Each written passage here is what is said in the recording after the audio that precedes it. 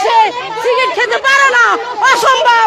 এটা মেয়েদের কাজ না, এটা ইসলামে হয় না, এটা ধর্মে হয় না। আমি এর বিরুদ্ধে। এটা ধর্মে হয় না।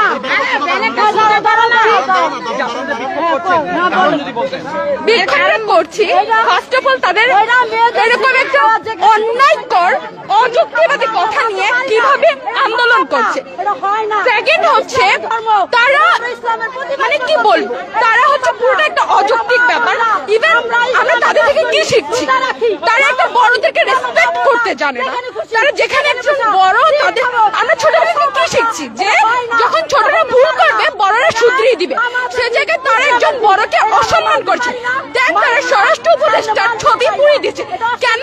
তাদের এই অযুক্তিবাদী কথাটা মেনে না যাওয়ার জন্য। আচ্ছা আমরা কেন এই 5ই আগস্ট এই প্রতিবাদ করেছিলাম? ন্যায়ের জন্য, যুক্তিবাদী কথার জন্য।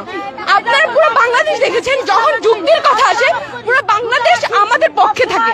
আমরা ছাত্র জনতারা কি ন্যায়ের পক্ষে কথা বলি, তাদের মতো অযুক্তিবাদী কথা নিয়ে আমরা রাস্তার মধ্যে নেমে পড়িনি। তারা পুরোটাই অযুক্তিবাদী একটা আন্দোলন করছে, তা আমি তাদের বিরুদ্ধে। আমি নারী হিসাবে তাদের এইসব কাজকর্মের জন্য আমার লজ্জা হচ্ছে যে আমি একটা নারী, কারণ তাদেরকে দিয়ে আমাদেরকে বিবেচনা করে, আমাদেরকে কনসিডার করা হয় যে আমি মেয়ে হিসাবে কেমন। এরকম মেয়েদের থেকে বোঝা যায় যে তারা কোন ফ্যামিলি থেকে বিলং করছে। তাদের ফ্যামিলিটা এখানে পুরোটাই আসছে, কারণ একজন ভদ্র নম্র ফ্যামিলির মেয়ে কখনো এইসব কাজ করতে পারে। তারা বড়দেরকে সম্মান করতে পারছে না, তারা রাস্তাঘাটে এরকম কাজ করে বেড়াচ্ছে। তাই পুরোটাই অযৌক্তিক। আমরা এই অযৌক্তিকতার সাথে নেই। আমরা মূলত চাই ওপেন স্পেসে সিগারেট খাওয়া যাবে না, সেটা নারী হোক পুরুষ হোক। কারণ আমরা জানি এটা পরিবেশের জন্য ক্ষতিকর, সবকিছুর জন্য। আমাদের ছোট আমার বোন, ও কি শিখছে, আমি কি শিখবো? আমরা কি শিখছি এগুলো থেকে?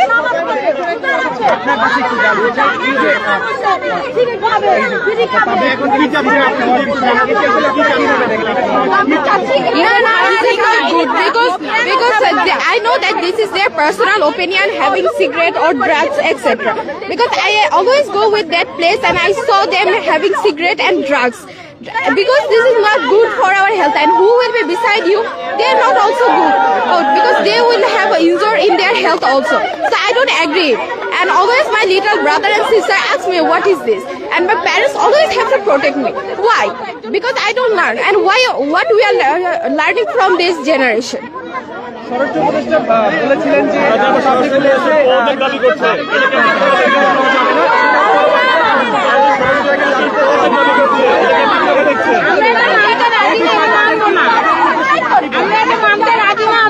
They don't know what to tell, and he is a very respectful person, so we always should know that what he says.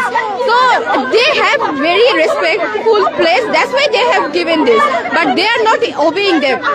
So this is the thing, they should obey all the respectful people, and they are not respecting any elders. So that's why we don't care about this.